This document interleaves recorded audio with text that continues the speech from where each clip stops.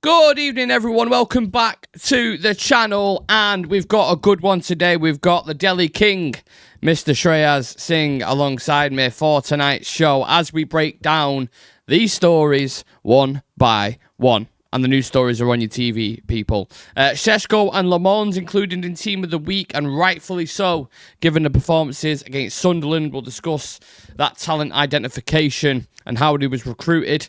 Rasmus Højlund continues to shine in Italy. Was it a mistake letting him go? Other people backtracking already, and it's only been about 4 to 5 games. We've got some transfer rumours in regards to the midfielder Pavlovic, who we've spoken about before on this channel, and also a bit of news about Lisandro Martinez and Mazraoui potentially returning after the international break against Liverpool. But, Shreyas, have we been away recently? I feel like I haven't seen you for a bit. Yeah, I was away on a trip to Udaipur, a city of lakes. And yeah, now I'm back. I was out there for like 3 to 4 days. Took some time off, got some time to recharge. On the day when I came back, it was United versus Sunderland. So got a win, which I wasn't really expecting. But yeah, glad to be back. Glad to be back on here. Yeah. What did you make of the game? Just quickly before we dive into the stories, because like you said, I've not really spoken to you ever. So it's been 2.5 years since I saw a goalkeeper and I felt safe throughout the course of that game. And on every single set piece, when Lammens went for a high claim, I just understood how much we've been deprived of normal goalkeeping at times. Just even to by see, the crowd. Did you hear the crowd reaction? Yeah. All he did was catch a ball. And exactly. But besides that as well, I think saves-wise, the way he used his legs to block balls was quite impressive. The way he was quite active with his distribution as well actually impressed me, because distribution is actually one of his weak spots in his game. Shot stopping, he's elite. But yeah, a very well-rounded performance from someone who's coming into a game with extremely high pressure, because the team wasn't really doing good. That goalkeeping position has been a bit of an issue at United for quite some time, so it was high pressure to come into that game as your debut game against a team that has been performing quite well up until now. So quite happy with the display from Lammens. Very happy from Sesko's game as well. I think he took his goal really well, being in the right spot at the right time. I think hold-up play-wise as well, the way he was able to link up with Mbeumo in the first half, and the way he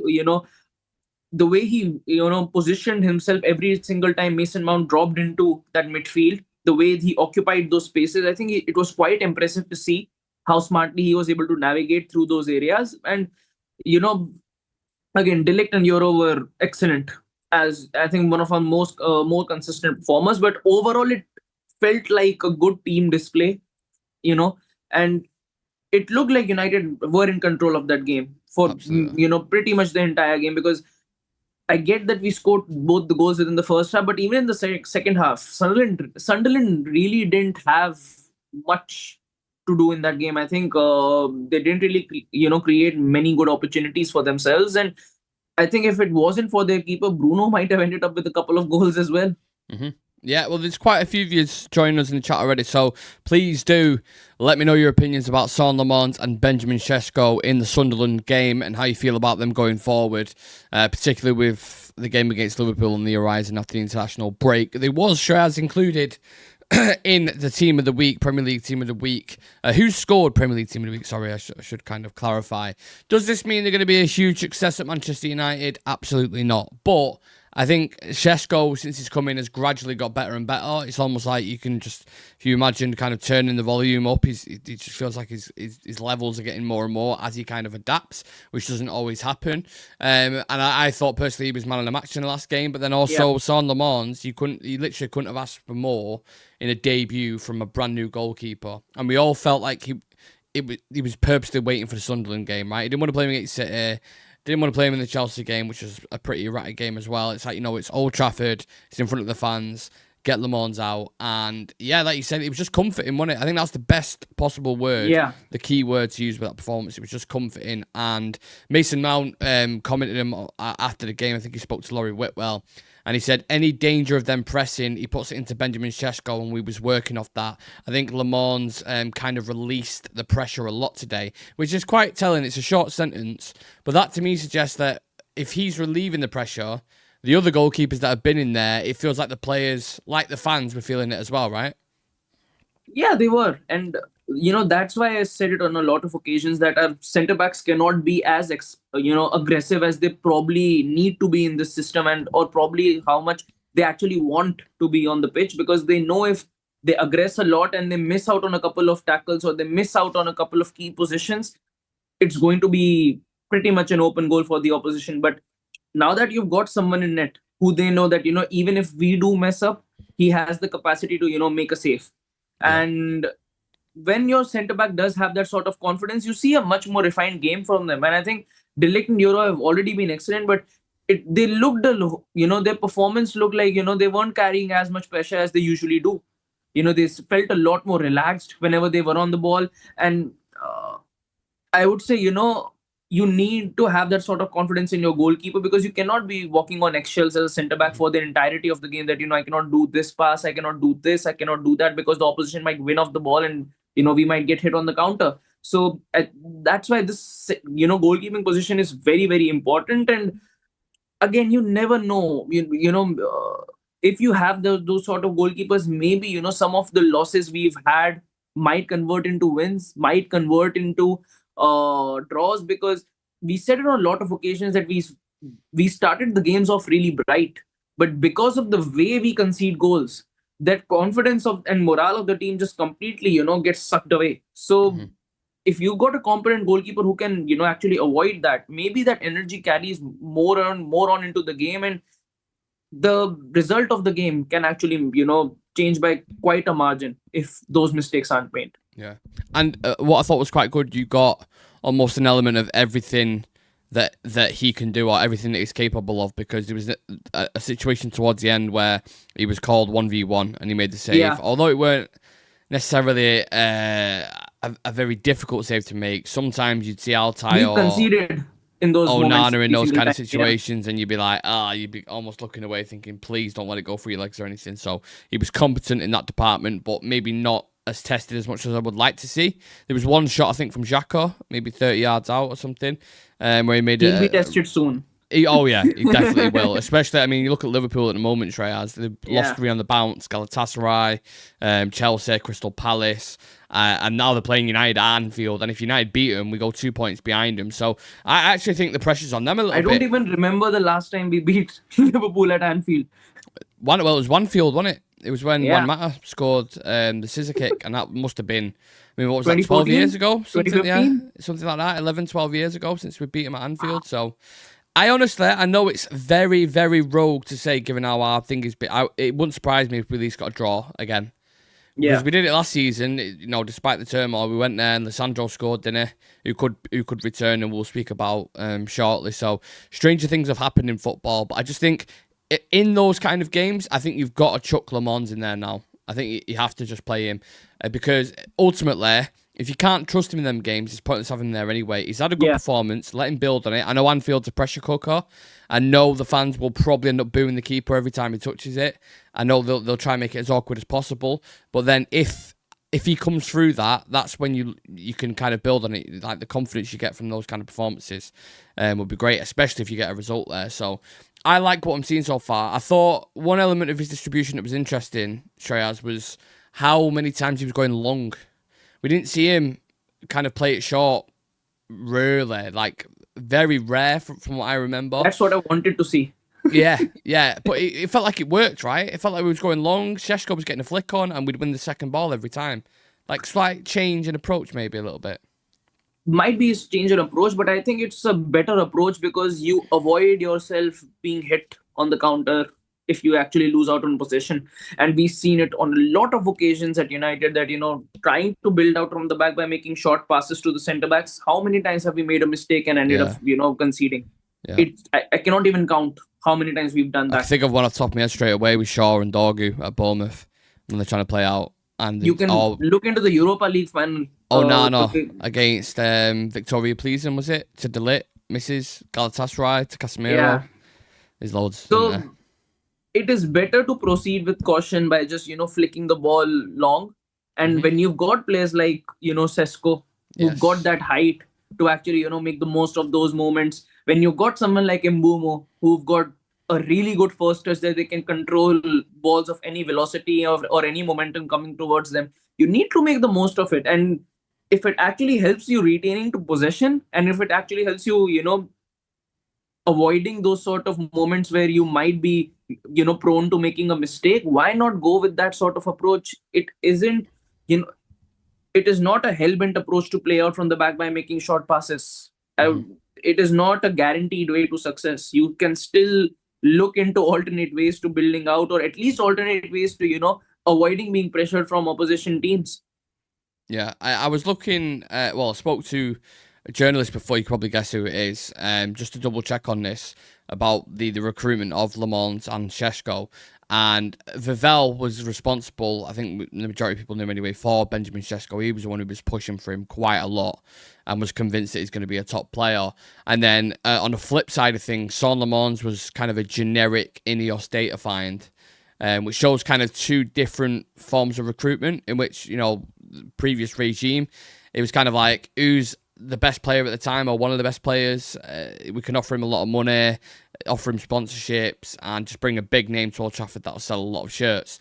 Yeah. You look at Lammens, if he keeps performing, it's one game, so you can't go off too much, but if he keeps performing at that level, and I think he's 23 years old, Lammens, is there? That could be a massive steal. I think, again, I remember when we signed him, Kala Anka did a show where he said he's like Baby De Gea. Yeah. I remember. And look, it is extremely tough shoes to fill when you look at De Gea and what he did at the club. But it is good to see him perform at on his debut. I remember Onana's debut against Wolves. It wasn't a easy watch. It was the opposite, wasn't it? Yeah, it was like a car crash watching him in net. It always felt reckless. Always felt like nervy. He didn't really know what he was doing. He was rushing his decisions, and then even his distribution was like rushed at times as well, wasn't it? And one thing I liked about him was he rose to the occasion. It wasn't that he felt nervous. It wasn't that he was hesitant in order with his approach in net, but it was good to seeing that sort of confidence in our goalkeeper after quite some time. And you need to have that. And if you want to succeed at United, and I've always seen this at United, that when we find the right keeper, they seem to stick for like 10 years, 12 years. But that transition period where we go through, where this isn't working, that isn't working, this isn't working, I hope that with Lammens we found the right guy. Same thing with Sesko as well, because he's another one who's very, very young. 21, Sesko. Yeah, I think 22. So that's like the longevity in that. If he builds, you can see why. Obviously, Arsenal really wanted him. Arteta really wanted him as well. Like, there's loads of clubs that was like Chelsea was linked with him. Like, the talent is there, and I'm glad to see it building with both of them. And I'm actually more excited now. Usually, when I'm going into a game and you see Bayern Day starting, you're like, oh, I can't be arsed, man. It's just not a nice watch. Now, when you watch him, you're like, oh my god. Breathe, and again, that will definitely have an effect on the players in front of him. So really happy with both of their performances. Think they both absolutely deserve getting in Team of the Week. But look, it's one game for Lammens, a couple of games for Sesko. Let's see if they can kind of build on that. Another one of our, technically one of our strikers, Shreyas, is causing a storm in Italy. 4 goals for Napoli for Rasmus Højlund, running absolute riot. Chivi, if you're still in the chat, predicted this. I think a lot of us did. Going to a United playing, going to Italy and doing well. Who would have fucking thought it, right? 4 goals for Napoli. Scored against Fiorentina. Scored a brace against Sporting Lisbon in the Champions League, and scored the winner against Genoa at the weekend. Napoli are extremely happy with him, and according to Romano, he will be a permanent Napoli player next year. So they're buzzing with him. Are we surprised, Shreyas? Not at all. I've always said this. Rasmus isn't a bad player. Even last season, I never said that, he's a bad player or he doesn't have the talent to play. And I would still say it isn't that he couldn't hack it out in the Premier League. The thing is, you need to play to a player's strengths. You need to, play them in a way where their strengths get maximized and their weaknesses are minimized. And at United, with the way he was deployed, it was getting more to the fact that, his weaknesses were getting, overexposed every single match week. And at Napoli, if you see him play, how is he getting goals? How is he playing? They're playing through him. I also Every think De Bruyne is a big factor of that as well. Definitely De Bruyne is a big factor. But besides that as well, if you're allowing him to make those channel runs, if you're allowing him to do that, he's going to prove very, very successful. And at United, that wasn't the case. You see how Sesko has been playing. That's not, the way Rasmus plays. Hold up play, you need to be there. Aggressively, you need to be there. Aerially, you need to be strong enough to, dominate in the opposition box. And at the same time, you need to be, very, very smart with how much you move in the press and how you aggress in the press, how you're able to coordinate with that front three, because it is quite dynamic when you have players like Mbumo, when you have players like Cunha, when you play guys Bruno or Mount actually, shifting in and out there. It's quite difficult for a striker to maintain his position and not to, get dragged out left or dragged out wide. It's not easy. And I think, again, at Napoli, the roles are quite refined. And again, having someone like Scott McTominay do so well for them, with the way, one of the biggest reasons why they won Serie A in the first place last year, it has helped in bedding in for sure. But besides that as well, I know he's going to score 20 goals this season for Napoli, because 20. That's a bold statement. Oh yeah, he's already got 4. Interesting. And he seems to do well every single time in European competitions, whether it's the Europa League or the Champions League. Somehow manages to score in those competitions. So more time on the ball, I think, with that kind of element. And again, with the league being slower in comparison to the Prem in itself, and then having players like, De Bruyne behind you, Lobotka in there as well. There are a lot of exciting players.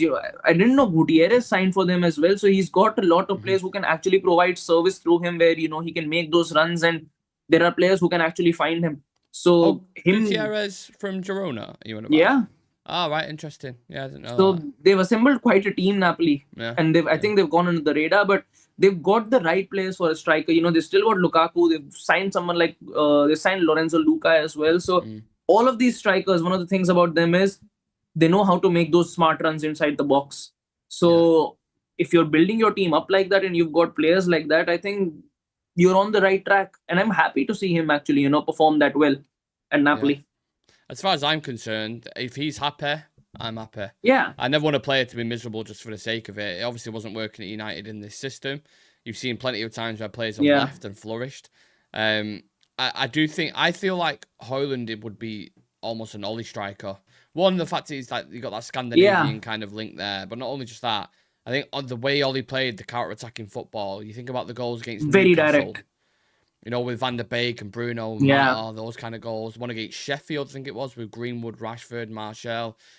I think Højlund would latch onto them. And obviously, under Ollie as well, Bruno was having his best seasons because he was deployed as kind of the central 10 who could kind of drift and play those first-time passes. And I think Højlund would reap so many benefits from that. And obviously under Ten Hag, whether, he had stinkers at times, obviously, but the best kind of purple patch he had was under him. And that's because I think Bruno was probably playing a lot closer to him as well. And he had a bit more support in that kind of sense. So with De Bruyne dropping in those areas now, I'm just feeding him constantly. He's going to score a lot more. Yeah, you might be right. In which case, look, it's sad it's not worked out, but it is what it is, isn't it? What did you say then? We get 40 million. Yeah. It's more than half of what we paid for him, I suppose. So that's something. But yeah, on to other transfer news, more on incomings rather than outgoings. And this is coming out of Germany. That Manchester United and Manchester City are both pursuing Bayern Munich midfielder Alexander Pavlovic. That's the name that we mentioned before, innit? When we did midfield scouting and recruitment and stuff. At the moment, as it stands, when you watch our midfield, are you still absolutely sold on Belieber? Or do you have kind of other options in your mind or players that you've watched recently and think, I think maybe they could do a job in there? I'm not completely sold on Belieber. I think, again, he's a phenomenal talent and I think he'll bring a lot to the team for sure. But I just see what is demanded from the system. And I understand why, when we are winning games, it's because Bruno and Casemiro are in that midfield. And I understand why that actually happens, because both of them know how to float the ball. Both of them know how to spread the ball out wide to the wings. Both of them are quite smart when it comes to making diagonal passes into the box as well. So, and then when I see someone like Kobe Mainoo, who is blessed with talent, very technically gifted, very good on the ball, loves to take defenders and players on, and he doesn't work. And then I see Baliba as well, who I don't know if he's at, as elite when it comes to his, ball spreading capability. Because when I saw the name Pavlovich, I understood where they're going with this. Because when you look at him and how well he's able to involve Olise into the game, how well he's able to get Luis Diaz into the game or Musiala into the game, it's because he knows how to spread the ball out wide. He's a ball distributor and he's very good at picking people out in transitions. And I'm not sure if Baliba is as good as Pavlovich in those moments, because I think he's blessed with talent again. He's a generational talent coming through Bayern, and he's been mentored by Kimmich, who's arguably one of the greats when it comes to the, that squad from Bayern Munich who won the Champions League. So he's definitely a phenomenal talent. I'm not sure how much Bayern would want from him, because Bayern don't let go of their top talents on a cheap fee. And someone like Pavlovich could go easily as much as what, Baliba was going for. You could see the same quotes for Pavlovich. So not going to be easy to draw him away from a club like Bayern, because he's the centerpiece of that midfield now. So consistent minutes in that Bayern midfield is something not a lot of players would want to, leave out for. Is coming to Manchester United right now, the state that they are in. But I understand why they have, scouted a player like him. The only criticism I'd throw is not as mobile. Yeah. So he would be more of a not Pavlovich, that's the same player. Paulinho kind of. You think of those kind of efficient German steel. I know Paulinho's not German. I know he's Portuguese. But let's say, for example, a Schweinsteiger or a Tony Cruz or someone like that. Like, they're not necessarily the quickest and get about the pitch, but they use the brain. They're very smart as well. They protect the ball really well, and that's what Pavlovich reminds me of. I wouldn't be opposed to it. I've mentioned him before. I like the player. I think it's fascinating what they're going to do next summer and how much money it's going to be spent if they do bring in 1, 2, maybe even 3 midfielders, whether that be Wharton, Baliba, or outside options towards Europe. Because who was mentioning Lammens in net? Yeah. No one. There could be a kid out there, 20 million, 25 million, who could be the next kind of Baliba. Well, not the next Baliba, but the next Casado. You look at what Casado's doing for Chelsea at the minute. If you can find a gem like that somewhere, who we got offered, by the way, for anyone who don't know that, 5 million quid, and we turned it down, which is just, just shows what our scouting's about. When it comes to balance, you'd probably, if United do get Pavlovich, if United do get Wharton, Pavlovich, and Mino is as balanced as the midfield can get. Yeah. And then it's a case of, obviously, you've got Casemiro moving on, who's on £350,000 a week, which would make a huge, significant kind of gap on the wage bill. Same thing with Bruno Fernandes. Right now as it stands, do you think he'll be here next season, Bruno? It depends on a lot of metrics, I would say. Go on. I think what do you think? One thing would be, is Ruben Amorim still at the club? I think if Ruben Amorim is still at United, maybe Bruno goes. I think if Ruben Amorim gets sacked and a new manager comes in who plays with a midfield 3, I don't think Bruno will go anywhere, because it becomes really hard for a new manager especially, who's just come in, to let go of a player who gets you 20 to 25 goals every single season. And especially at United, I think any manager who comes in first on looks at the team and goes, okay, who can help me keep my job? Yeah. And it's not going to be easy for a new manager to come in and let go of Bruno. I still think that if Amorim is here, there is still a good chance that both Casemiro and Bruno might be leaving, maybe to Saudi or any other club. But I'm not too sure if Amorim gets sacked that, we'll see Bruno leaving. It depends how they reinvest the money as well, right? Exactly. Financially. It depends who they go and get. Do you trust them to go and get replacements? Because although Casemiro's past it and Bruno's not ideal for that midfield, that's still a lot of experience that you're losing. They're two big leaders in that dressing room. They are. And they have poor performances. I'm not looking past that. But that's huge experience to lose. And I'd be interested to see if they go down the route of like a young option again. If they want, because I think even still Baliba's 22, 23. I'm not sure how old Adam Wharton is, but I'm sure he's pretty young as well. He's, I think, 21, 22 as well. Yeah, so if you're getting 2 players like that in your midfield, then that's all well and good. I think they're talented. I think it'd be really balanced. But you do lose a bit of experience and knack Yeah. and know-how in games, especially if you manage to get back into Europe. I mean, I know You need Casemiro can be someone wild, in but that team. that experience is Yeah. invaluable, isn't it? And Casemiro winning 5 Champions League, the amount of experience he brings into that team is something completely different. That's why I still think that even if you get like 100 or 150 million, somehow you save getting Casemiro and Bruno off the books. Who are you going to be getting in to fill that void? Because it's not just two midfielders you're replacing, but a lot of talent. Not on top of that, you're getting you're replacing a lot of experience, because not a lot of players have played at those highest levels like Casemiro has played, like Champions League final back to back to back to back. And the Champions League isn't easy. And as much of a yo-yo club United has been when it comes to European places, some Champions League, Europa League, Champions League, Europa League, you need someone who's able to drive you to some sort of stability in those sort of competitions. Right now, in our league, at least in the Premier League, you look at some of the best midfielders in there, and they've got everything.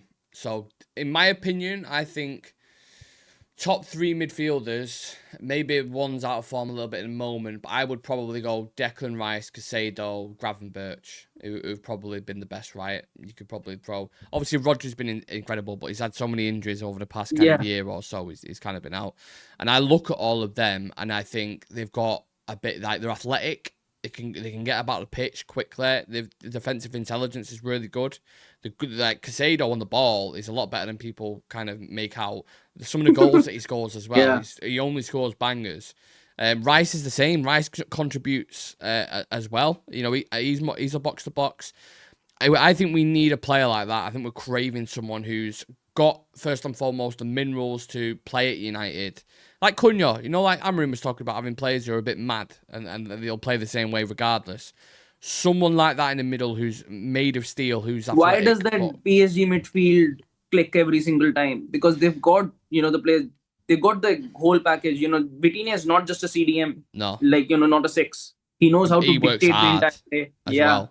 Yeah. João Neves, again, not just a 6, knows how to complete, dictate the tempo, knows how to control the game, when to switch on, when to switch off. So, and at United, we do, seem to lack that sort of expertise when it comes to midfielders who can, just completely, tune the game according to their rhythm or the opposition team's rhythm. And I think Arsenal right now have got a very good blend with Zubimendi being there and Rice being there, who know how to control and dictate the pace of the game. But then Eze just ahead of him as well, who's a maverick in himself. He's just a completely different player to both of them.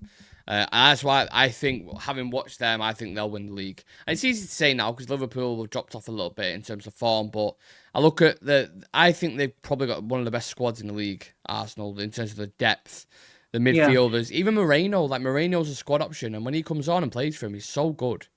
Like, he always contributes, whether it's goals or assists, set pieces, whatever it is. They've got incredible depth there. The one question I'll ask before we move on to Lisandro and Mazraoui coming back is, what happens with Mainu then? That's the thing. I think if Amorim stays, he's gone. As much as I don't want him to leave, because I think Mainu is incredible for his age. And I think wherever he moves, he's going to absolutely kill it.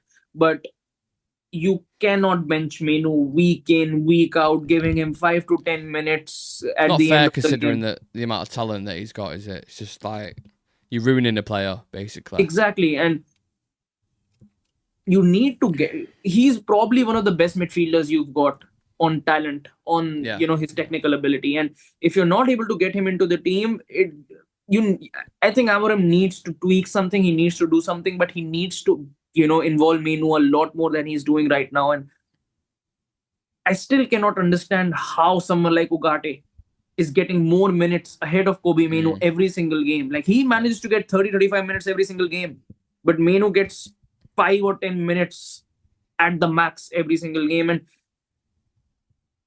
I know for a fact that, if he's not given minutes, he can leave as soon as January, because next year is the World Cup.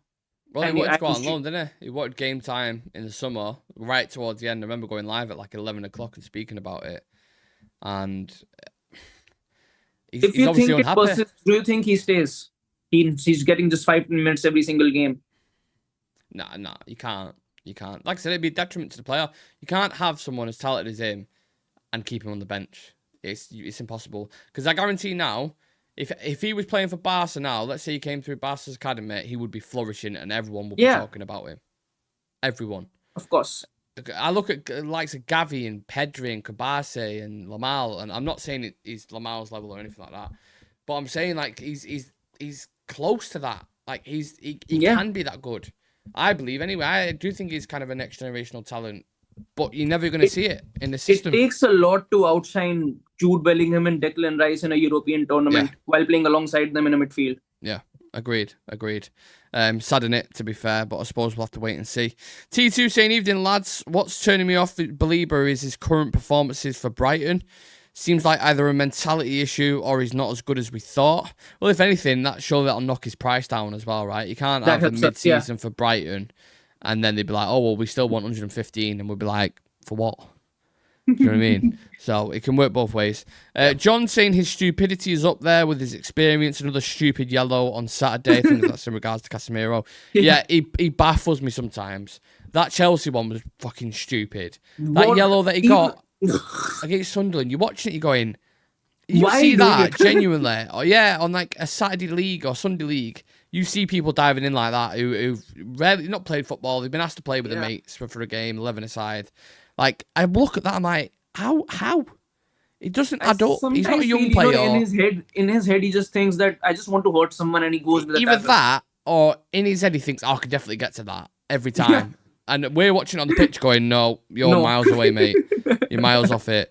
He's just, I think he does have a bit of, maybe it's a South American thing. He has a bit of craziness in him, doesn't he? Like, I think Romero, you watch him for Tottenham, you watch Richarlison for Tottenham. Cunha's a bit fucking mental as well. It's got to be a South American thing. Speaking of South Americans, Lisandro Martinez. So this is coming from Standard Sport. The Ruben Amorim hopes to have Lisandro Martinez and Nasser Mazraoui back after the international break. But then we had Samuel Lucas come out from the Sun saying United are still hopeful Martinez will play again this calendar year. He is doing individual training sessions, but United could wait until after the November internationals to ease him back into the squad. So a bit of mixed messaging there. I don't know who's right. I'd prefer not to go with Samuel Lucas because I don't like him as a journalist. But hey ho, that's my personal feelings towards him. But I was looking at Lisandro's injury record before, Shreyas. So let me read this out for you because it doesn't read very well. Just for context for everyone. Yeah.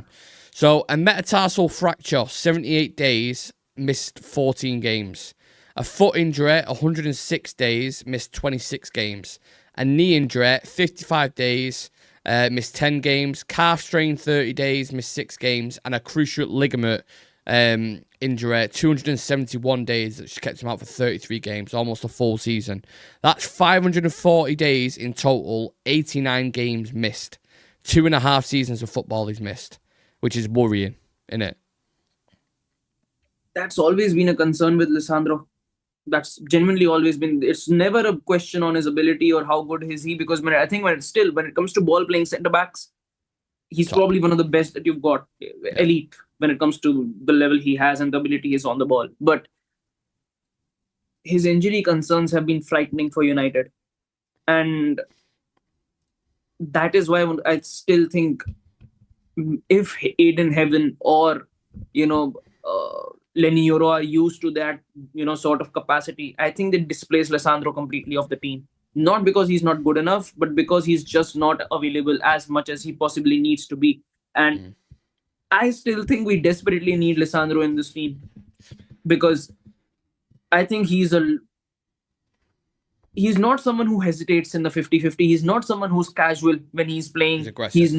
He's very aggressive, and with Luke Shaw, you see all those warning signs whenever he's playing that he's going to hesitate. Yeah, he's a bit hesitant, flimsy, a bit like switches off a little bit in his head.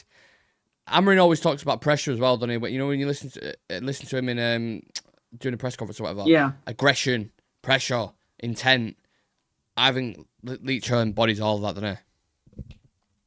He does, and on top of that, his range of passing really helps us out. Like what we've seen right now from Lammens, what we are trying to see right now from Lenny Yoro as well. Lisandro does it like this. He gets the ball, he should, sprays it out wide. Second Gets the nature. ball, sprays it out wide. Yeah. Yeah. And his precision and accuracy is something that is not easily immutable by any of our other centre backs, as good as they are. And I think I'm not sure how much we'll have Lisandro back for, whether he comes in this month itself or November or December. But United do need to look at that department with a bit of, they find another Lenny Yoro there. That's what you want to do. They need to, or another next Lisandro Martinez, but they need to find a replacement because Luke Shaw cannot be your long-term goal. No.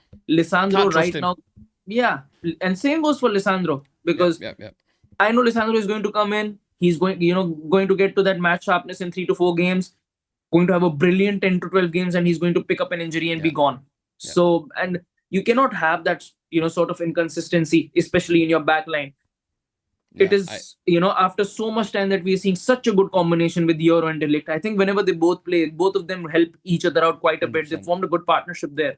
Yeah. If you get the right person in as that third centre back, I think Luke Shaw is not that figure at all. I think Luke Shaw, if not for injuries, could have been that person, but he's just lost a lot because of injuries. So I think maybe it's Aiden Heaven, maybe someone else, maybe from the academy itself is the answer to that position. Maybe Mazraoui is the answer to that position because we haven't really seen Mazraoui play as start as a centre back this season till now. Yeah. So Amorim has a lot of alternatives to work with, but I think he really needs to make use of those alternatives because going at Anfield, with a Liverpool who desperately needs a win right now, I'm not sure you should run with Luke Shaw in that game with Isak, with Salah, with as much as people are making fun of him right now. Words could turn up in that game itself. Yeah. So I can just see it as a writing itself that Wirtz has finally arrived to the Premier League against United at Anfield. So you need to go in with a concrete defense in that game. I agree with the Mazraoui thing, and he's supposed to be back as well after the international break. I think that's more likely than the Lisandro one, just because Lisandro's been out forever. But it seems as though any manager trusts Mazraoui in a game. They seem to. Yeah. If it's a big game, I do think quite a lot of the time they'll go with him. And I think if you're going to get the best out of that back line, I think I would go Yoro, De Ligt and Mazraoui if he's fit enough to deal with. Even put him on left-sided centre-half. We know Mo Salah likes to cut in. I know Mo Salah's been really quiet, but again, his record against United is ridiculous. So I'd go with that back line. And I think the conversation we're having about Lisandro Martinez is the same conversation we was having about Varane. It was like Varane, Varane's really good when he's fit and available. Even them two together, do you remember the 6 months they had? Just them two, solid. Really, the best really partnership good. We've had. Won a cup, third in the league. Both of them were solid. But and then when you go out, it's like, what do we do now for 6 months? All the best centre backs as well are robust. You can play them week in, week out. Van Dijk rarely gets injured. You never see him out. Same thing go through any other centre backs for any other team. You rarely see him unfit. So we need someone. It's hard because it's saying we want someone who's mobile. You want someone who's really good on the ball. You want someone who never gets who's injured. Very aggressive, knows how to defend. Very aggressive. Who's tactically smart. It's hard. I get it, but I think that area is something they need to look at. I know they didn't do it this season because we've got options, but he obviously doesn't trust the younger kids just yet, and I think maybe Grimsby ruined that reputation slightly with Fredrickson and Heaven because since that game they've not got a sniff. They've literally not got a minute. So, we'll see what happens with that. But fingers crossed. I hope Mazraoui's back. I hope Lisandro Martinez is back because they are two players that we could definitely do with and two players who both solve problems on the pitch. John saying, I'm still with Ruben, but if he lets Mainu leave, that's me done with him. Could you play him in one of the 6 positions, therefore still get him in the team? I don't know if you're on about Mainu there? I don't know. You'd have to clarify on that. But listen, we'll leave it at that. We've been live for around 40 minutes time. So, we'll be back tomorrow. It is the international break now, so expect forms of different kind of content and more content as well coming your way because I've been slacking on the channel and that's down to myself. Just been a mad busy life outside of football content and stuff. But back on it now. So if you can subscribe to the channel, we're currently on Let's have a look. 27,922. So we are 78 subscribers off 28k. So yeah, please do, if you are new to the channel, you've enjoyed the content, you've been involved in the conversation, whether it's live or watching later on, hit that subscribe button, help us reach 30k. Drop us a follow on socials for all your Man United news, fix, and clips from the show. And me and Shreyas will see you guys in the next one. Thank you very much, everyone.